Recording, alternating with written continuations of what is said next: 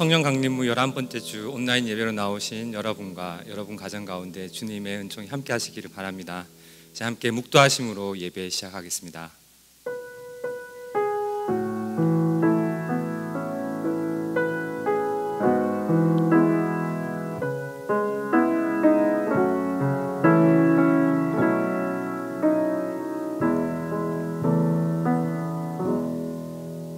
주님의 집에 서 있는 주님의 모든 종들아, 주님을 송축하여라. 성소를 바라보면서 너희의 손을 들고 주님을 송축하여라. 하늘과 땅을 지으신 주님께서 시온에서 너희에게 복을 내려주시기를. 할렐루야, 아멘. 함께 모여 주님의 이름으로 송축하지 못하지만 우리의 마음과 시선은 주님께로 멈추어져 있습니다. 한 주간 주님을 바라보지 못하게 했던 세상의 불안함, 두려움, 관계 가운데 일어났던 의심과 미움을 내려놓습니다. 또한 우리의 어깨를 무겁게 누르고 있는 경제적인 상황과 건강의 우려도 주님 앞에 올려드리며 간절한 마음으로 예배드립니다. 주님의 긍휼과 용서 임하게 해주셔서 어려운 상황과 환경을 이길 수 있는 회복의 능력을 경험할 수 있는 귀한 예배 되게 하옵소서. 예수님의 이름으로 기도드립니다. 제가 함께 찬송가 23창 통일 찬송가 23장 찬양하시겠습니다. 만입이 내게 있으면 그 입 다가지고 내 구주 주시는 종을 늘 찬송하겠네. 내 은혜로신 하나님 날 도와주시고 그 귀신 영광 널리 펴 다 알게 하소서. 내 주의 귀한 이름이 날 위로하시고 이 귀한 음악 같으니 참 희락되도다. 내 죄의 권세 깨뜨려 그 결 바꾸시고 이 주한 마음을 비로소 곧 정케 하겠네.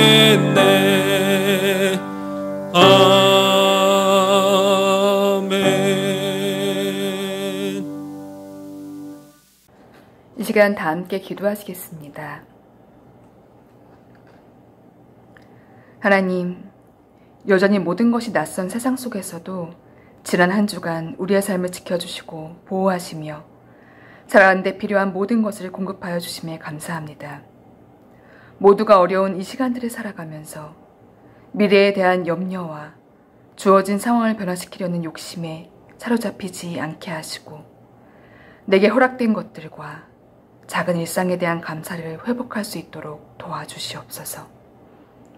일용할 양식 하나만으로도 깊이 감사드릴 수 있는 가난한 마음을 우리 안에 허락하여 주시고 우리가 그동안 얼마나 헛된 것을 쫓으며 살아왔는지 밝히 볼 수 있는 지혜의 눈을 허락하여 주셔서 금방 사라질 것들에 마음을 두지 않게 하시고 우리 삶의 목적과 방향을 바로 세우는 의미 있는 깨달음들로 우리의 삶을 채워주시옵소서.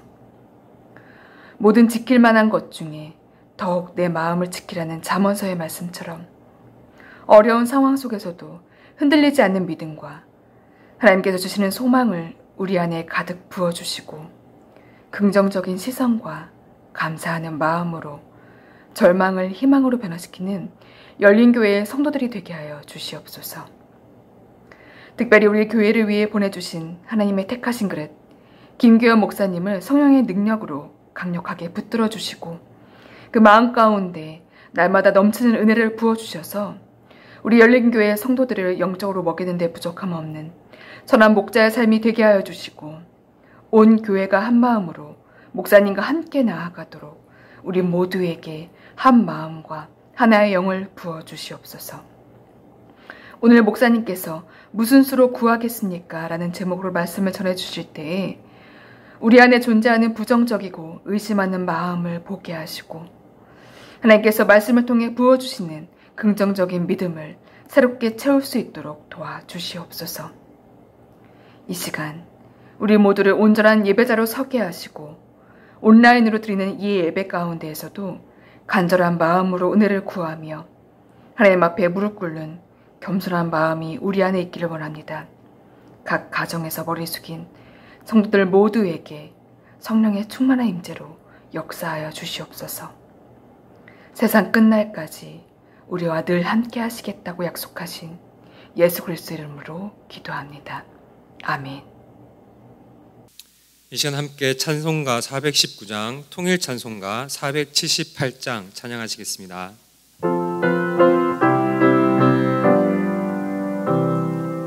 주 날개 밑 내가 편안히 쉬네.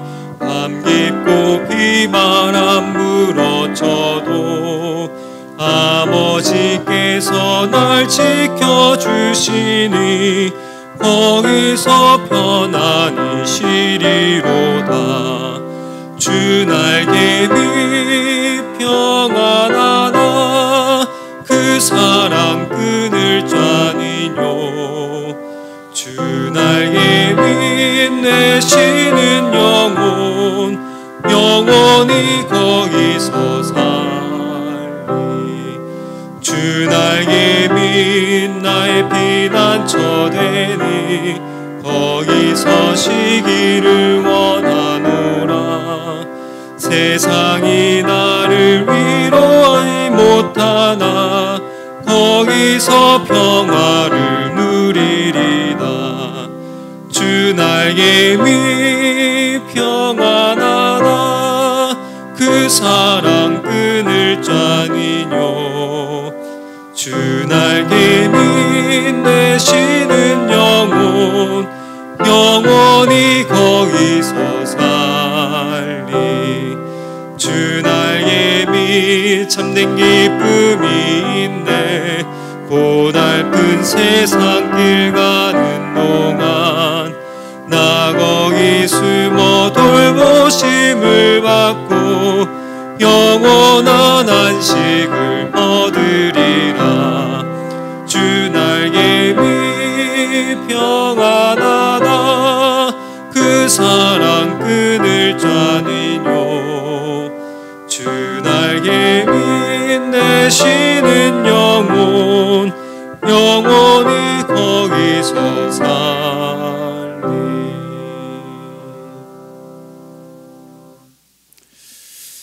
하나님께서 오늘 우리에게 주신 말씀은 마태복음 15장 22절에서 33절까지 말씀입니다. 제가 봉독해 올리겠습니다. 마침 가나안 여자 한 사람이 그 지방에 나와서 외쳐 말하였다. 다윗의 자손이신 주님, 나를 불쌍히 여겨 주십시오. 내 딸이 귀신 들려 괴로워하고 있습니다. 그러나 예수께서는 한마디도 대답하지 않으셨다. 그때 제자들이 다가와서 예수께 간청하였다. 저 여자가 우리 뒤에서 외치고 있으니 그를 안심시켜서 떠나보내 주십시오. 예수께서 대답하셨다. 나는 오직 이스라엘의 집의 길을 잃은 양들에게 보내심을 받았을 따름이다. 그러나 그 여자는 나와서 예수께 무릎 꿇고 간청하였다. 주님, 나를 도와주십시오. 예수께서 대답하셨다. 자녀들의 빵을 집어서 개들에게 던져주는 것은 옳지 않다. 그 여자가 말하였다. 주님, 그렇습니다. 그러나 개들도 주인의 상에 떨어지는 부스러기는 얻어먹습니다. 그제서야 예수께서 그 여자에게 말씀하셨다. 여자여, 참으로 내 믿음이 크다. 내 소원대로 되어라. 바로 그 시각에 그 여자 딸이 나았다.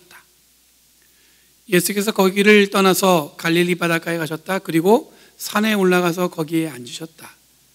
많은 무리가 걷지 못하는 사람과 지체를 잃은 사람과 눈먼 사람과 말 못하는 사람과 그 밖에 아픈 사람을 많이 데리고 예수께로 다가와서 그 발 앞에 놓았다. 그러자 예수께서는 그들을 고쳐주셨다.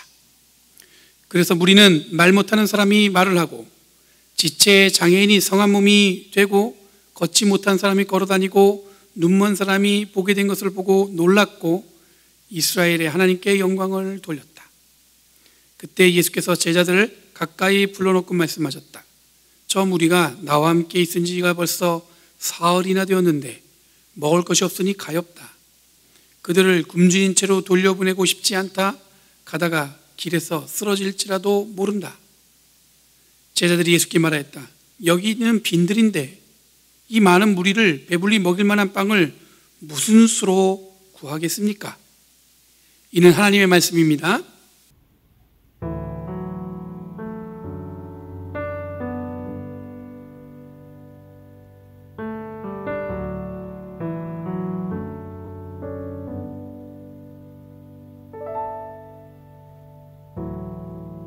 눈앞에 산이 보여 넘을 수 없는 벽 앞에 두려움 쌓일 때 내 마음 깊은 곳 보이지 않는 믿음의 눈을 뜬다. 보이지 않는 눈, 믿음의 눈은 보이지 않는 주님을 보게 하네. 보이지 않는 눈, 믿음의 눈 뜰 때 저 높은 산 위로 믿음의 세상이 펼쳐져. 진정한 주권이 어디에 있는지, 온전한 지혜가 어디로부터 오는지, 지금 내 싸움은 무엇을 향한 것인지 믿음의 눈 뜰 때 더욱 선명해지는 주님의 임재.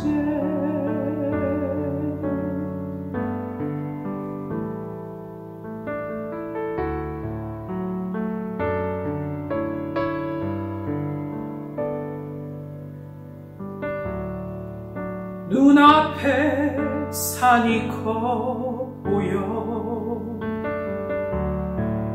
넘을 수 없는 벽 앞에 두려움 쌓일 때 내 마음 깊은 곳 보이지 않는 믿음의 눈을 뜬다. 보이지 않는 눈, 믿음의 눈은 보이지 않는 주님을 보게 하네.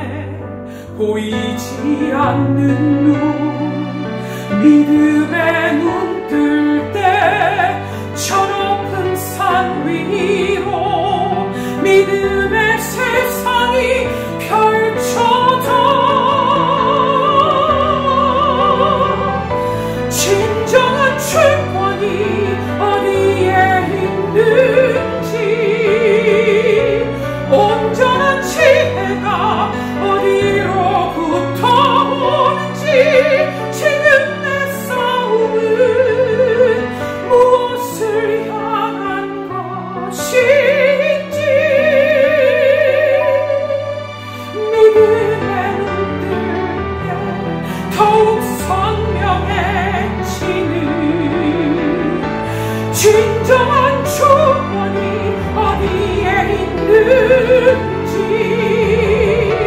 온전한 지혜가 어디로부터 오는지, 지금 내 싸움은 무엇을 향한 것인지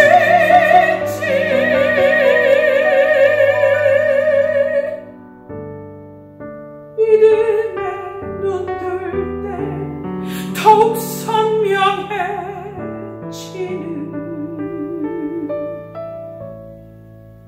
주님의 임재.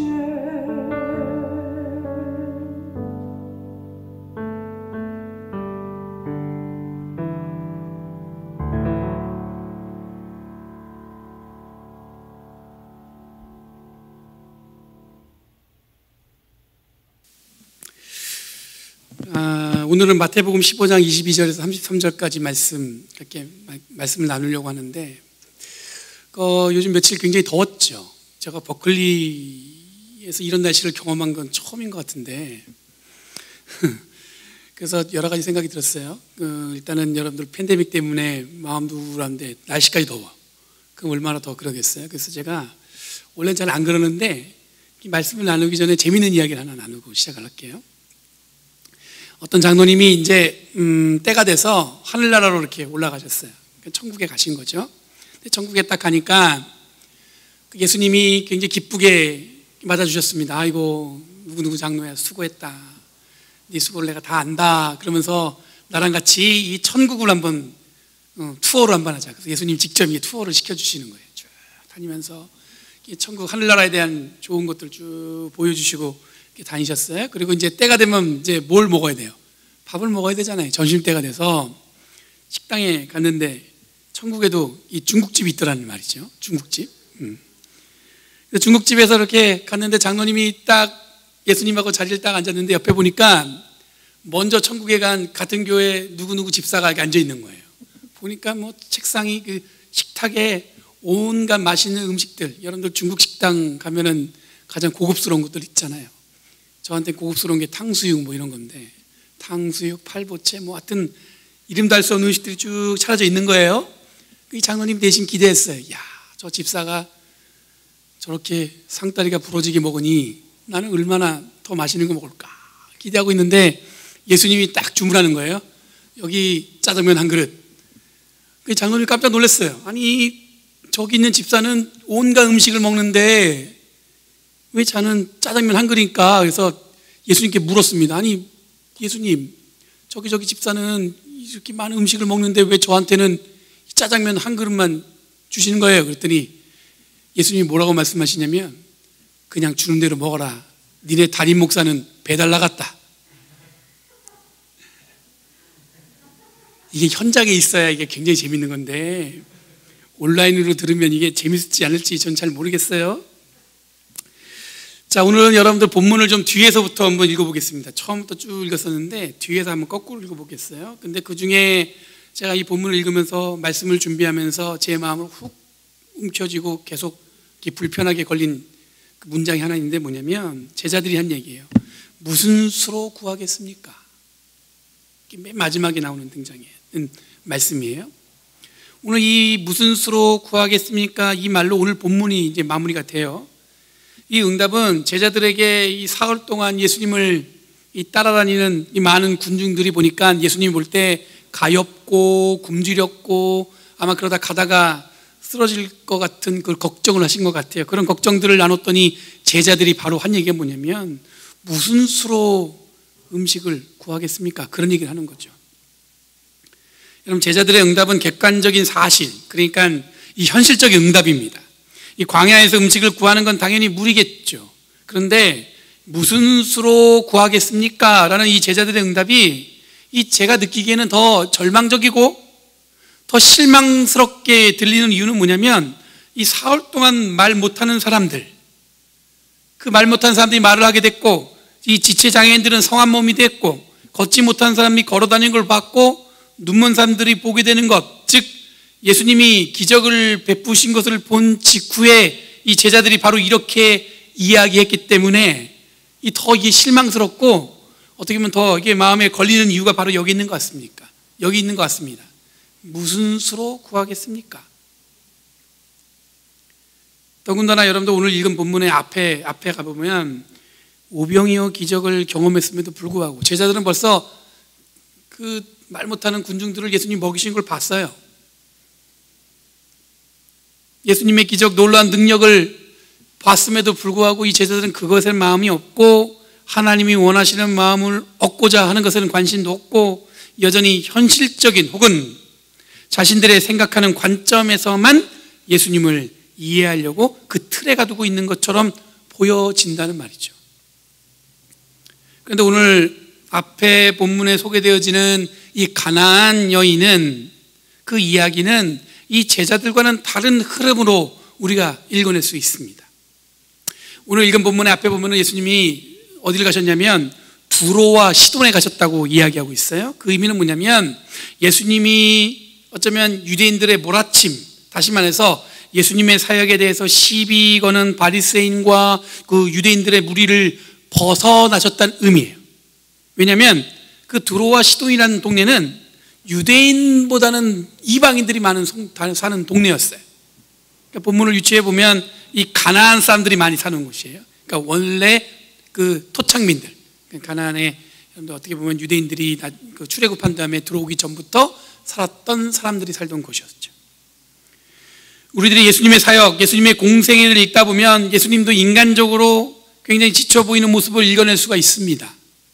그 중에 오늘 본문은 이 두로와 시돈이라는 어떻게 보면 그 두로와 시돈은 그 해상 무역이 활발했던 곳이에요. 그러니까 무역이 활발했다는 얘기는 사람들이 들어오고 나가고가 굉장히 빈번했다는 얘기겠죠. 그러니까 유대 공동체를 벗어나서 다른 이방인들이 많이 모여 사는 곳에, 한적한 곳에 예수님이 가셨다는 의미도 되는 거예요. 그런데 그 자리에서 오늘 가나안 여인이 등장하고 있습니다. 이 가나안 여인은 예수님을 보고는 22절에 보자마자 이렇게 외칩니다. 다윗의 자손이신 주님, 나를 불쌍히 여겨 주십시오. 내 딸이 귀신 들려 괴로워하고 있습니다. 그런 본문이 오늘 처음에 등장하고 있어요. 여러분, 다윗의 자손이라는 의미는 이 메시아라는 고백이에요. 다윗의 자손이시여, 이 얘기는 뭐냐면 메시아시여, 이 얘기예요. 이 메시아에 대한 고백은 이 가나안 여인과는 상관없는 고백입니다. 무슨 얘기냐면 유대인들에게는 메시아가 기다려지는 분이에요. 그렇지만 이방인, 유대인도 아닌 이 가나안 여인이 다윗의 자손이여 이렇게 외치는 것은 어떻게 보면은 의미 없는 고백이라고 할 수 있습니다. 왜냐하면 그들은 유대인이 아니기 때문에. 이것은 마치 여호수아서에서 등장하는 여호수아가 여리고성에 보낸 두 정탐꾼을 숨겨줬던 기생 라합의 이야기와 비슷합니다. 무슨 얘기냐면 이 가나안 땅에 여리고성에 이제 막 여리고성을 이제 어떻게 보면 함락하려고 이스라엘이 이제 막 그 정탐꾼을 먼저 보낸 거예요. 이 여호수아가 먼저. 그랬더니 그 라합이 그를 숨겨줬어요. 근데 그 이유가 뭐냐면 그 여호수아서에 나와 있는 그 라합이 그들을 숨겨준 이유, 정탐꾼을 숨겨준 이유는 간단합니다. 뭐냐면 하나님이 이스라엘을 출애굽시키셨고 광야에서 이스라엘과 함께 하셨다는 것을 이 라합은 멀리서부터 들어온 거예요. 눈으로 본 것도 아닙니다. 직접 본 것도 아니고 단지 소문만 듣고 라합이 하나님을 어떻게 했어요? 든든히 믿었다는 거예요. 그래서 그 이유 때문에 그 두 정탐꾼을 숨겨준 거죠. 오늘 본문에 등장한 가나안 여인도 예수님을 다윗의 자손이라고 소리친 것도 바로 이런 비슷한 상황인 것 같습니다. 직접 만나본 적도 없지만 자기가 들었을 때는 누구예요? 아, 이분이 바로 유대인들이 기다린다는 메시아구나. 이어지는 내용을 보면 이 여인의 형편을 알 수가 있습니다. 딸이 귀신 들려 괴로워하고 있다는 거예요. 그러니까 불쌍히 여겨주셔서 고쳐달라는 거예요, 이 딸을. 여기서 불쌍히 여겨달라는 것은 헬라어에 보면은 엘레에오라는 단어를 썼어요. 엘라에오. 그 뜻은 무슨 뜻이냐면은 Special Divine Grace. 그러니까 불쌍히 여겨달라는 건 뭐냐면 특별하게 신령한 은혜를 나에게 달라는 거예요. 그걸 요청하고 있는 거예요. 이에 대한 예수님의 응답이 당혹스럽습니다. 예수께서는 한마디도 대답하지 않으셨다. 이것이 첫 번째 예수님의 반응이에요. 근데 두 번째 응답은 24절에 나와요. 계속 간절히 구하니까 나는 오직 이스라엘의 집에 길을 잃은 양들에게 보내심을 받았을 따름이다. 이렇게 말씀하세요. 근데 세 번째 응답은 더 기가 막혀요. 26절 말씀에 뭐라고 했냐면 자녀들의 빵을 집어서 개들에게 던져주는 것은 옳지 않다. 보통 예수님께서는 병든 자를 보시고 바로 치유해 주셨습니다. 근데 왜 이 가나안 여인에게만 예수님은 쉽게 마음을 열지 않았을까? 두 번째, 세 번째 대답은 그 내용이 당혹스러움을 넘어서서 예수님답지 않은 응답이에요. 읽다 보면 약간 여기서 길을 잃은 것처럼 이 눈동자가 어디로 가야 될지 모를 정도로 이 본문이 읽는 사람으로 하여금도 굉장히 좀 이해가 잘 안 돼요. 여러분, 두 번째 응답에서 예수님이 오직 이스라엘의 집에 길 잃은 양, 즉 유대인들을 위해서만 보내심을 받았다는 것으로 읽혀집니다. 그렇게 이해가 되죠. 얼핏 예수님이 그럼 유대인들만 위해서 사역하신단 말인가? 근데 여러분, 우리가 본문을 읽어봐서 알겠지만 예수님은 결코 그러지 않으셨거든요. 근데 오늘 본문엔 그렇게 얘기하고 있어요. 그렇게 오해할 수 있어요. 근데 원어 성경에 보면은 이 마태복음 저자의 이 문학적으로 숨겨진 의미가 담겨져 있어요. 여기서 말하는 잃어버린 양 할 때 잃어버리는 그 의미가 뭐냐면 아폴룸이라는 단어를 썼어요. 아폴룸이. 헬라어로 아폴룸이는 무슨 뜻이냐면은 to destroy fully란 뜻이에요. 그러니까 완전히 망가진 혹은 완전히 죽어버린 이런 뜻을 갖고 있는 거예요. 그러니까 잃어버린 양은 무슨 뜻이냐면 완전히 망가졌고 완전히 죽어버린 양이란 뜻이에요. 그러니까 여기서 예수님이 가나안 여인을 이방인이기 때문에 무시하는 것이 아니라 듣는 유대인들, 특히 여러분들 마태복음은 유대인들에게 읽혀지는 복음서라고 말씀드렸어요. 그러니까 읽는 유대인들을 향해서 너희들은 완전히 회복되어질 수 없는 공동체, 유대 공동체, 이걸 은유적으로 표현하고 있다는 얘기예요. 그러니까 잃어버린 양, 이 얘기는 뭐냐면 완전히 망가져서 더 이상 회복할 수 없는 너희들, 그게 바로 누구예요? 유대 공동체라는 뜻이에요. 다시 말해 가나안 여인에 대한 무시는 결국 무너진 공동체로서의 유대인을 더 어떻게 해요? 극대화하는 그런 뜻이 담겨져 있다는 거예요. 세 번째로 예수님이 이 가나안 여인을 개라고 표현했습니다. 개라는 표현은 전 세계를 돌아보면 다 비슷한 의미가 담겨져 있는 것 같아요. 이것도 앞선 두 번째 응답으로 이해했다면 이 가나안 여인을 개로 표현한 것은 유대 공동체와 대조적인 구조를 통해서 이 특별한 의미를 전하기 위한 뭐예요? 이 문학적인 도구라고 할 수가 있죠. 27절 말씀에 보면 이 가나안 여인의 고백을 확실하게 그 특별한 의미가 드러나집니다. 주님, 예수님께서 개에게 던질 수 없다 그랬더니 뭐라고 했냐면 이 여인이 주님 그렇습니다. 그러나 개들도 주인의 상에서 떨어진 부스러기를 얻어먹습니다. 이렇게 얘기하는 거예요. 이런 가나안 여인이 개라는 표현에 스스로 뭐라고 하냐면 맞습니다. 예수님 말에 맞다고 긍정해 주는 거예요. 그러면서 하는 얘기가 뭐냐면 그러나 이어지는 본문에 개들이 주인의 상에서 떨어지는 부스러기를 어떻게 해요? 얻어먹습니다. 그거라도 달라는 거죠. 여러분, 가나안 여인이, 이 이방 여인이 절대로 물러서지 않습니다. 자존심이 상하고 이렇게 모욕을 받는 것처럼 문장이 기록되어 있는데 이 여인은 거기서 물러나질 않아요. 이 물러나지 않은 여인 때문에 예수님의 마음이 변해요. 28절 말씀에 뭐라고 얘기하냐면 여자여 참으로 내 믿음이 크다. 내 소원대로 될다. 그렇게 말씀하시는 거예요. 바로 그 시각에 그 여자의 딸이 나았다. 성경은 기록하고 있어요. 여러분, 개에서 여자로 바뀌었습니다. 예수님이 뭐라고 하냐면 여자여라고 불러요. 그런데 여러분들 한글 성경에는 잘 표현되지 않은데 영어 성경에는 오, 우맨 이렇게 써 있어요. 오라는 감탄사가 붙어 있단 말이죠. 예수님이 이 여자에 대해서 뭐라고 얘기하냐면 아주 감탄한 거예요. 그리고 내 믿음이 뭐예요? 크다. 그러면서 소원대로 된다고 선언하고 계세요. 여러분, 내 믿음이 크다는 그 표현은 이 헬라 성경에는 뭐라고 나왔냐면 최상급으로 표현했어요. 내 믿음이 크다. 그건 뭐냐면 다른 어떤 누구보다도 크다는 얘기예요. 그러니까 이 가나안 여인의 믿음이 단연 어느 누구와 비교해서 가장 큰 믿음을 가졌다는 의미라는 거예요. 여러분, 물러서지 않고 큰 믿음을 보인 이 가나안 여인은 무슨 수로 구하겠습니까? 라고 얘기했던 이 제자들과 비교가 돼요.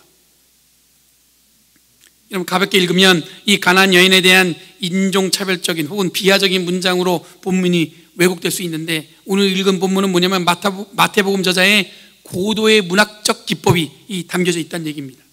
물러서지 않고 큰 믿음을 보인 이방 여인, 그리고 무슨 수로 구하겠습니까? 라고 응답한 이 제자들의 반응을 통해서 이 마태복음 저자는 늘 예수님과 동행하고 함께한다고 하지만 그렇다고 해서 믿음이 대단하지 않을 수 있다는 것을 보여주고 있어요. 오히려 이방인들이 뜻밖의 고백으로 예수님을 메시아로 큰 믿음을 보여줄 수 있음을 기록하고 있습니다. 오늘날로 표현하면 아무리 교회를 오래 다녔어도 모태신앙이었어도 혹은 교회에서 중직을 맡거나 목회자일지라도 지금 고백하는 예수님에 대한 능력을 경험하지 못하면 이 아무 소용이 없다는 뜻이기도 한다는 얘기예요. 그러니까 아무리 내가 신앙생활을 길게 하고 내가 교회에서 이런 역할을 맡고 있고 아무리 내가 목회자라고 해도 지금 역사하시는 하나님을 만나지 못하면 여러분 아무 소용이 없다는 얘기예요. 여러분 우리들이 처한 상황 때문에 계속해서 어떻게 보면 이 팬데믹 상황에 놓여 있는 우리들의 이 신앙 상태를 점검해요. 저도 계속해서 물어보고 우리 교인들은 어떨까 이걸 생각하게 됩니다. 아무래도 우리에게 주어진 현실에 무슨 수로 구하겠습니까?에 가까운 문장을 입에 달고 살아가는 분들이 있지 않을까 이런 생각이 들어요. 현실을 그리고 상황을 잘 파악하는 것도 중요하죠. 그런데 지금 우리들에게 필요한 것은 뭐냐면 물러섬 없이 믿음을 드러내는 것이라고 볼 수 있다는 거예요. 그러니까 여러분들 이런 상황에 우리가 어떻게 보면은 이거 어떡하나 걱정이 우리 입에서 떠나지 않겠지만 그럼에도 불구하고 이런 상황에서도 주어지는 하나님의 은혜를 사모하고 간구하고 그것을 위해서 여러분 어떻게 해야 돼요? 더 마음을 열고 주님을 더 가까이 가려고 노력하는 것, 그것이 우리들에게 필요한 믿음의 자세일 수 있다는 거예요. 제가 얼마 전에 그 카산드라 크로싱이라는 영화를 봤어요. 굉장히 오래된 영화예요. 잘 모를 텐데 한번 검색해 보세요. 카산드라 크로싱. 1977년에 이 제작된 영화인데 주연 배우가 누구냐면 소피아 로렌, 버트 랭카스터, 잘 모르는 거죠. 에바 가드너, 리차드 해리스 이런 분들이 나왔어요. 심지어 오제이 심슨도 이 젊었을 때 그 사건 있기 전에 이 영화에 나왔더라고요. 근데 우연히 이 영화를 보게 되는데 이 기차가 달리는데 그 기차 안에 낯선 사람들이 스며들었어요. 근데 그 사람들이 누구냐면 그 당시에 미국이 스웨덴에서 이렇게 어떤 그런 생화학 실험을 했는데 그것을 반대하는 그 스웨덴 테러리스트들이 그 어떻게 연구소를 폭발시키고 이 기차로 도망 들어간 거예요. 근데 그 중에 한 명이 이 생화학 실험에서 실험되었던 그것에 감염되어 가지고 그 기차에 있는 승객들에게 희귀한 전염병을 막 옮기기 시작하는 거예요. 그 한 사람 때문에 순식간에 기차가 환자 수용소처럼 돼버린 겁니다. 기차 안에 의사가 있긴 했지만 딱히 어떤 역할을 하지 못합니다. 원인도 모르겠고 어떻게 할 줄 몰라요. 그런데 그 기차는 점점 위험에 빠지게 됩니다. 이 전염성이 강하다는 이유로 이 기차를 어떻게 하냐면 그 기차를 절대로 역에 멈추지 못하게 해요. 왜냐하면 더 전염될 수 있기 때문에 기차는 계속해서 논스톱으로 달리는 거예요. 그러다가 급기야 폐쇄된 지 10년이 넘는 이 카산드라라는 철교를 이 기차가 통과하게 되는 거예요. 그래서 이 영화 제목이 카산드라 크로싱이에요. 이때 기차의 승객을 살리려는 자와 이 생화학 실험체에 감염된 승객들을 기차와 함께 이 카산드라 철교의 그 깊은 절벽으로 처박히게 하려는 자들의 이 갈등이 벌어집니다. 그러는 가운데서 기차는 계속해서 카산드라라는 철교로 계속 빠르게 질주하고 있죠. 이 카산드라를 질주하는 기차와 승객은 마치 콘스탄틴 미르지 게오르기가 쓴 25시라는 소설을 생각나게 합니다. 그리고 마레크 폴라스코가 쓴 제8요일이라는 소설이 있어요. 그런데 그 내용들이 대부분 어떤 내용이 담겨져 있냐면 절망스러움, 더 이상 어떻게 할 수 없는 절망스러움. 이 게오르기가 쓴 25시는 어떤 내용이냐면 보통 여러분 24시잖아요. 24시간이 이 최후의 시간인데 25시는 그 다음의 시간이에요. 그러니까 뭐냐면 더 이상 이 메시아의 구원으로도 어찌할 수 없는 어떤 절망적인 순간을 이 루마니아가 겪었던 그 상황을 이 소설로 담은 거예요. 그 루마니아가 2차 세계대전을 겪으면서 나치에게 당했던 것들, 그다음에 전쟁이 끝난 다음에 또 무슨 일이 벌어지면 이 볼세비키 혁명 때문에 어떤 이 공산주의가 그 나라를 확 엄습하면서 생긴 자기들이 생각지도 못했던 그런 어두운 불행함, 그런 것들을 소설에서 기록하고 있어요. 제8호율도 마찬가지입니다. 비슷한 역사예요. 2차 세계대전 이후에 이 1950년도에 이 폴란드에서 벌어졌던 이 사회적 상황을 한 가족의 어떤 모순적인 어떤 그런 경험들을 통해서 소설은 뭘 얘기하냐면 2차 세계대전 이후에 그리고 전쟁 이후에 시작된 이 냉전, 이것 때문에 예상치 못했던 어떤 역사적인 현실을 어떻게 표현하냐면 굉장히 냉소적으로 표현해요. 더 이상 희망이 없는 것처럼. 그러니 아무래도 여러분들 코로나 바이러스 때문에 저희들이 제가 어제 보니까 이 미국 전체가 5만 6천 명, 그리고 캘리포니아만 10,000명이 넘었어요. 감염자가, 새로 나온 감염자가 하루. 그걸 보면서 여러분들 우리가 어떤 현실을 경험하냐면, 야, 이게 과연 이게 괜찮아질 수 있나? 그리고 예전과 같이 살 수 없다는 그런 불안함이 생깁니다. 우리 아이들이 이제 학교 가려고 그 학교에서 이제 메일을 주고받으면서 이제 뭐냐면 이제 학교 수업을 들으려고 이 수강 신청을 하는 거예요. 근데 그것도 수업도 이제 온라인으로 하기로 결정이 됐어요. 예배도 여러분들 우리가 대면 예배 드리겠다 했는데 이게 연기돼서 이제는 언제 가능할지 잘 모르는 상황이 있습니다. 그러면 여러분들 우리에게 어떤 마음이 생기냐면 불안함이 더 커지는 거죠. 그리고 냉소적인 현실들이 하나씩 들어와요. 그러면서 눈에 보이지 않았던 뭐예요? 더 불안함은 더 눈에 잘 띄게 되는 거예요. 그러니까 제자들이 얘기했던 것처럼 얘기할 수 있는 거죠. 무슨 수로 구하겠습니까?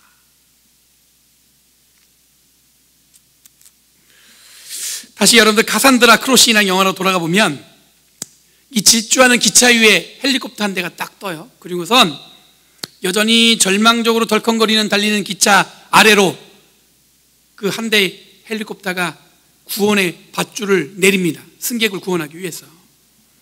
기차 안은 여전히 전염병이 불안해하고 어떤 해결 방법을 찾지 못하는 이 불안함이 가득한데, 기차 위에는 헬리콥터에서 내려진 이 구원의 밧줄이 내려진 거예요.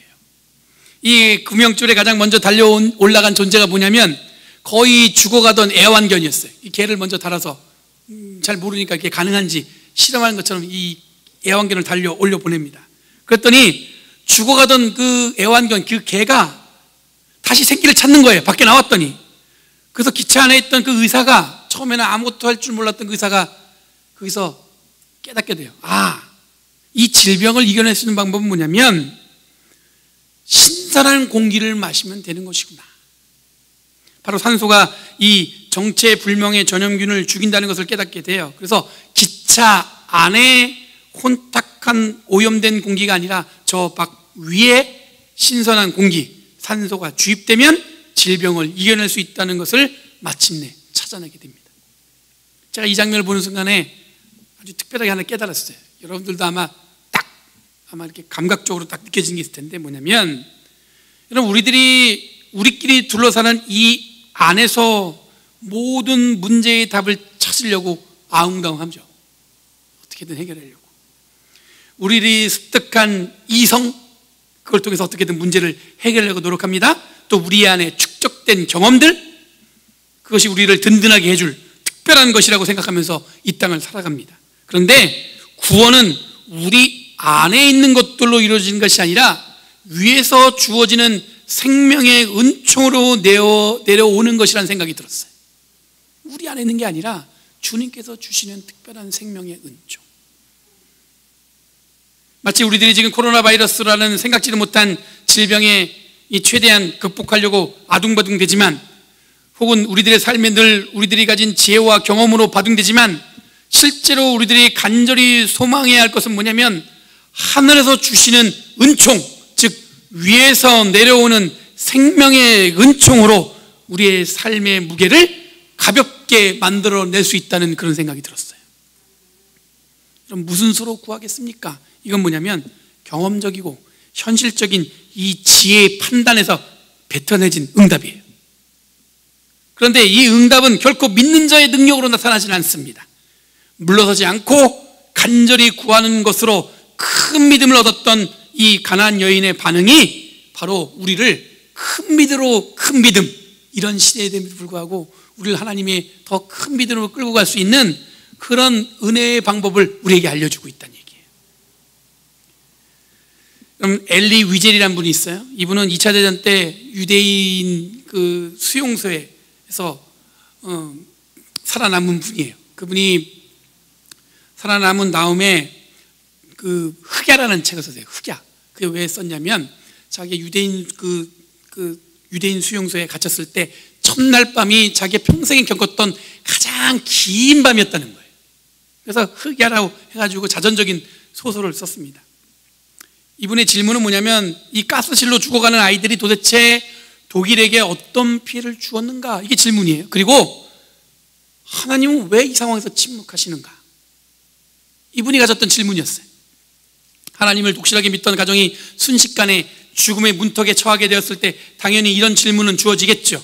그런데 이 책은 25시나 제8요일에서 주어지는 절망하고는 좀 다른 무거움으로 우리에게 주고 있어요. 뭐냐면 주어진 고난에 인간의 존엄을 지키기 위해서 무엇을 질문하고 무엇을 추구해야 되는지에 대한 희망에도 방점이 담겨져 있어요.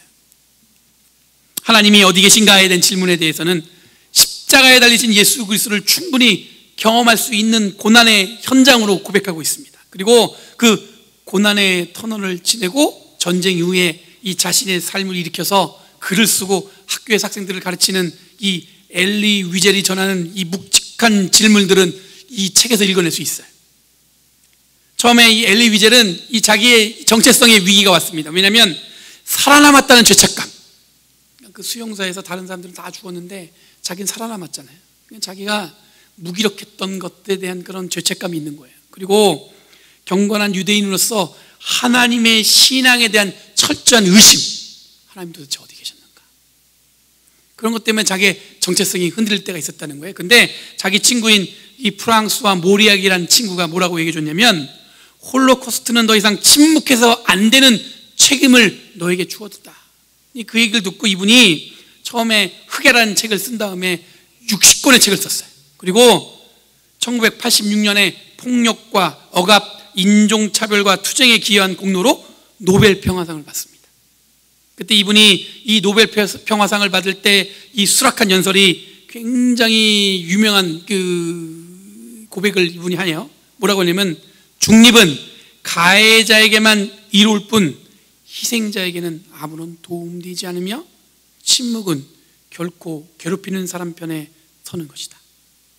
그러니까 침묵은 결국 괴롭힘을 당하는 사람의 편에 서는 거라는 거죠. 그러면서 이 전 세계에 어떻게 보면 예언자적 음성을 남겨줬어요. 이런 깊은 고통과 좌절을 경험한 엘리 위젤이 선택한 건 뭐냐면 경험과 고난에 자기의 삶이 잡아먹힌 것이 아니라 살아나는 자로서의 책임이 무엇인가를 선택했어요. 그리고 처절하게 물러섬 없이 끊임없이 질문했어요. 하나님께. 하나님, 이걸 어떻게 제가 받아들여야 됩니까?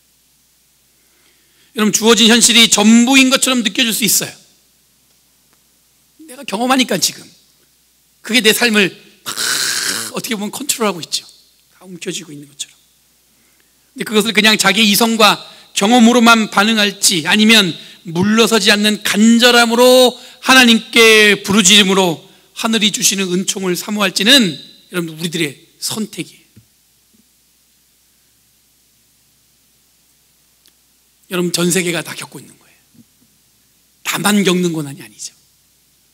사람들은 이 현실에 예민하게 반응해서 자기의 삶을 어두운 가운데로 아니면 고난 가운데로 몰아갈지 모르겠지만 우리는 가나안 여인이 보여줬던 물러서지 않고 예수님께 간절히 부르짖었던 그 마음을 갖고 이 시간을 우리들이 함께 보내야 될 줄 믿습니다. 더불어서 우리 교회도 제가 여러분 개인에게 부탁드렸는데 교회도 물러섬 없이 하나님이 변함없이 우리와 함께 하시다는 것을 끊임없이 여러분들 보여줄 수 있는 것을 위해서 노력해야 될 줄 믿습니다. 여러분 이 한 주간 제가 여러분들에게 부탁하고 싶은 건 뭐냐면 물러서지 않고 간절히 구하는 마음으로 하늘이 주시는 특별하게 주시는 신령한 은혜 그것을 소망하며 나아가는 저와 여러분 되길 간절히 바랍니다. 주님은 언제나 변함없이 우리와 함께 하시고 우리 안에 가까이 동행하는 줄 믿습니다. 기도하겠습니다. 하나님, 오늘도 변함없이 우리와 함께 하신 줄 믿습니다. 우리의 마음을 막막하게 움켜쥐는 현실에 우리의 마음이 무너지지 않도록 붙들어 주셔서 우리가 간절한 마음으로 예수님께 부르짖었던 그 가나안 여인처럼 이 시간을 하나님께 간절히 부르짖고 주님, 우리가 어떻게 되는지 모르겠지만 주님의 은총과 은혜로 제 삶을, 우리 교회를, 또 우리가 관계하는 모든 사람들을, 우리 이 땅을 일으켜 세워 주시옵소서. 이런 마음으로 기도하며 나가는 저희를 되도록 이끌어 주시옵소서.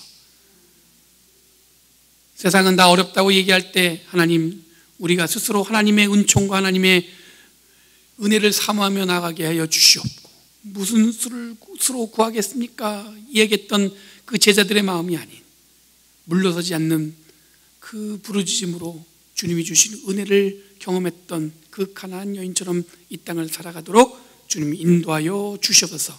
이 모든 말씀 예수님의 이름으로 간절히 기도리옵나이다. 아멘.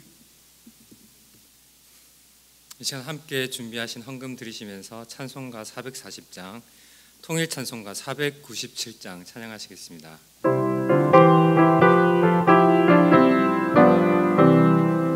어디든지 예수 나를 이끌면 어디든지 예수 함께 가려네.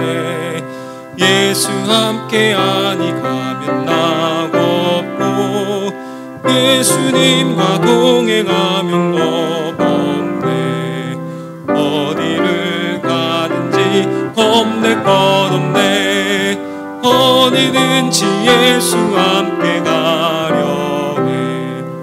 세상 지구 모두 나를 떠나도 주와 동행하면 외로움 없겠네. 가는 길이 위태하고 험해도 어디든지 예수 함께 가려네. 어디를 가는지 겁낼 것 없네. 어디든지 예수 함께 가려네. 어둠 그늘 나를 에워쌀 때에 주와 함께 가심 믿고 자려네. 죽은 후에 천국에서 깨어나 예수와 함께 길이 길이 살리라. 어디를 가든지 겁낼 것 없네. 어디든지 예수와 함께 가려네.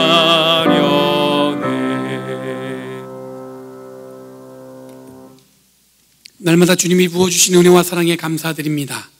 그 감사하는 마음을 저희 간절히 응답하는 마음으로 아버지 하나님 이 예물을 드려오니 주님 받아주시고 이 예물이 쓰이는 곳마다 하나님의 은혜와 사랑이 하나님의 놀라운 능력 하나님의 거룩한 은총으로 모두에게 전해지도록 주님 이끌어 주시옵소서.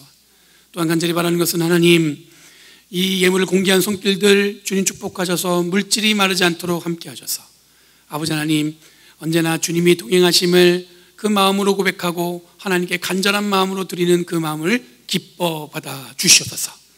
항상 주님 우리와 함께하는 자들 중에 어렵고 힘든 자들이 있다면 그들의 마음도 헤아려서 그들의 마음을 돕고자 헌신하는 마음들을 허락하여 주시고 또한 우리에게 눈을 활짝 뜨게 해주셔서 보지 못했는 것을 보게 함으로 말미암아 주님의 손길을 전할 수 있도록 우리에게 은혜를 내려 주시옵소서. 이 모든 말씀 예수님의 이름으로 간절히 기도리옵나이다. 아멘.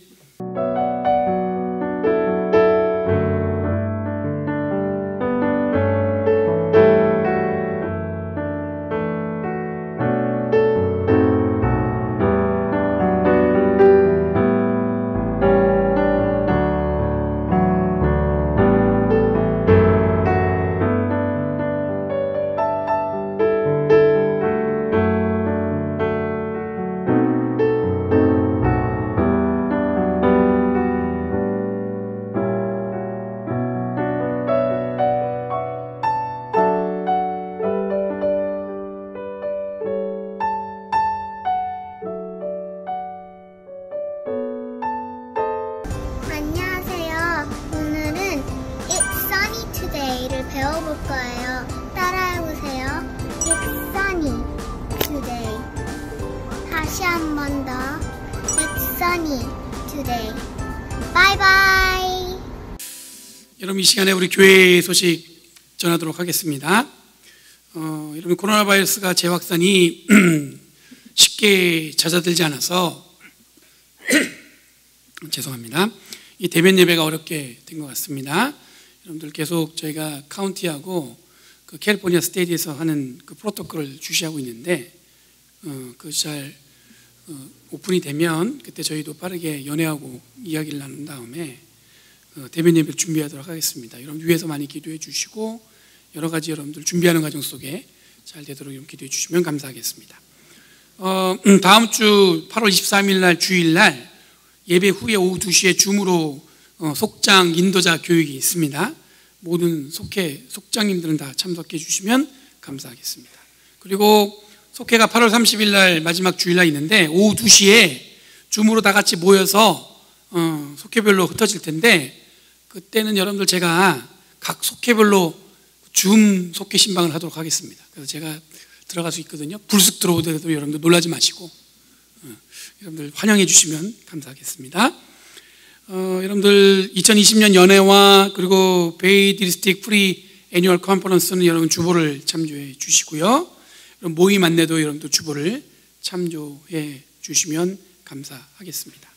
그리고 저희 교회 홈페이지가 새롭게 리뉴얼이 됐어요. 그래서 여러분들 보시면 뭔가 좀 바뀌었어요. 사진도 바뀌고, 우리 그걸 위해서 수고해 주신 임성호 집사님께 감사를 드리고요. 아기 키우랴, 또 홈페이지 새롭게 하랴, 굉장히 또 교회 반주하랴 고생하신 집사님께 감사드리고, 그 안에 여러분들 여러 가지 새로운 것들이 있는데 그 중에 중보기도란이 있습니다. 그래서 여러분들이 들어가셔서 이렇게 중보기도 요청을 할 수가 있어요. 그러면 써주시면 저희 주보에도 나누고 새벽 예배 때 같이 중보기도하는 시간을 갖도록 하겠습니다. 여러분들 많이 활용해 주시고 같이 기도로 우리의 마음을 위로하시는 하나님의 은혜를 경험하시는 우리 교회가 됐으면 좋겠습니다. 이 시간 우리 옆에 분과 환영하는 마음으로, 축복하는 마음으로 찬양하겠습니다.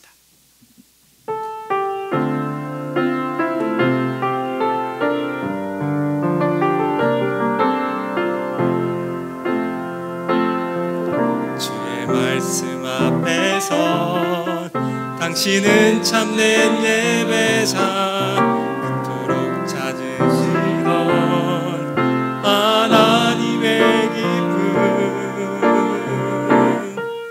이 세상을 향한 거룩한 생명빛 되어 이 세상을 위한 구원의 소망 되어 영원한 하나님의 나라 함께 세워가리.